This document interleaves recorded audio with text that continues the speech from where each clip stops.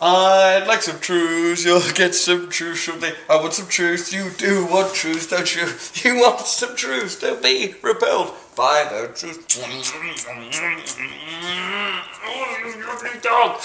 The mother who never says no to her children.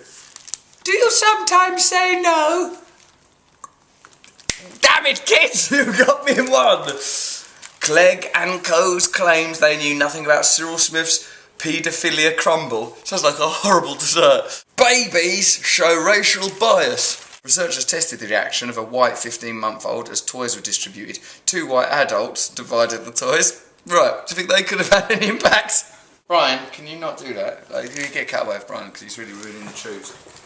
What's going on, darling? You're chewing up that West Ham duck thing that really shouldn't exist. What kind of a world has this in it? After 24, our brain is past its prime. Not me, I was on drugs then, I was a right little idiot. You do feel a bit down in the dumps when you read this, don't you? It's not an upbeat publication. Oh, what's the point? There's spies, an ex-terror chief going into Muslim schools. Oh, my brain's broke because I'm 25 years old. What's the point? Amazing savings on big brands. Starts 8 AM tomorrow in store and online. Ends Tuesday 22nd. Hurry!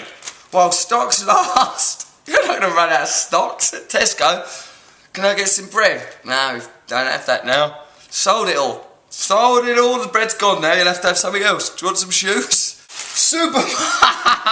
Supermarket mind games that make us spend more. You're helping. You're putting the mind game. It's on this next plate. Look, there's more here.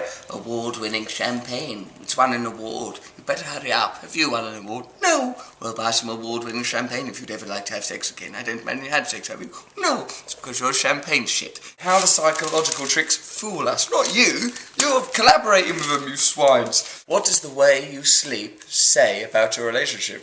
Are you someone who likes to cuddle up against your partner at night? Gets on your nerves, doesn't it, after a bit? Or do you tend to wake up on the other side of the bed facing the wall? You're very lucky if I'm in the same house. New research shows that the position in which we sleep is highly revealing about the strength of our relationships. Well, Brian and I, we like to sleep. What I do is I place my winky woo in his mouth. None of that goes on anymore. We've been together too long. We stopped doing that ages ago. Like if it's once a month now. This made me feel like my relationship's not good enough because, like, I go over there to go sleep. So, I hope I'm not going to die alone. Brian, when we go to bed tonight, Brian, you come sleep right on me. Come in, darling. Brian, love me. He's going to fucking leave me, I know it. And he's warming up to leave me. I lived on a diet of chips until I had hypnosis, says this beaming twerp. Hannah Little suffers from a severe selective eating disorder. Fussy. Ice cream for breakfast? Of course, pop it. Draw on the walls and swear? How creative. Brace yourself to meet the mother who never says no to her children. So the sleeping with your ones to make you feel anxious about your relationship. This is meant to make you feel, I don't know, anxious about your children, or... Of course, she must have to say no to some things if the boys ask her to drive the car, for instance, to drink a beaker of vodka, to ride their bike along a cliff edge. This crazy little Keith Moon, Oliver Reed kids. I drive along a cliff edge, Mum. I want a beaker of vodka. I want to live it up. Alright, here's a bit of information that might be helpful to you. This is out of Ram Dass's book, Pathways to God. I've not read it yet. We've just picked this page at random. If everybody is us, who are you going to steal from? Are you going to rip off from yourself? Are you going to steal out of a cookie jar at home? You're just taking from yourself. When there's no them in your universe, you can't steal. It's that simple. So in order to steal, you have to see your victim as other. That means stealing takes us deeper into the illusion of me stroke you, which is the illusion of identity, which is the illusion of separation.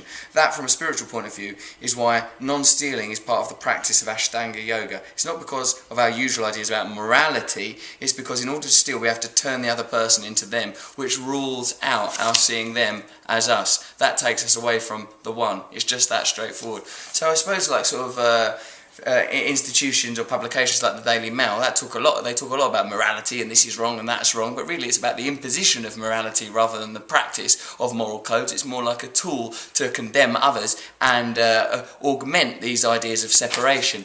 Someone told me once that we should look at the Ten Commandments not as edicts to be followed, but a state of realisation that you will arrive at when you're enlightened. Like they could be prefixed with the statement, when you are enlightened, you will not steal. When you are enlightened, you will not kill. When you are enlightened, you won't covet your neighbour's oxen, even if they're particularly attractive. So that's really what the information you're getting from newspapers is the absolute opposite of the information that you need to be getting. It's further inculcating the belief that you're a separated, isolated, alienated individual, and that the main thing you should tune into is your own fear. Really, just relax. Don't steal anything though, because there's no angle from which that is the correct thing to do. That is some truths right now. Coming up on the next episode of The Trews, Alain de Botton. Look, he's just there. I just ignored him. He's been there all along. See you tomorrow for some more truths.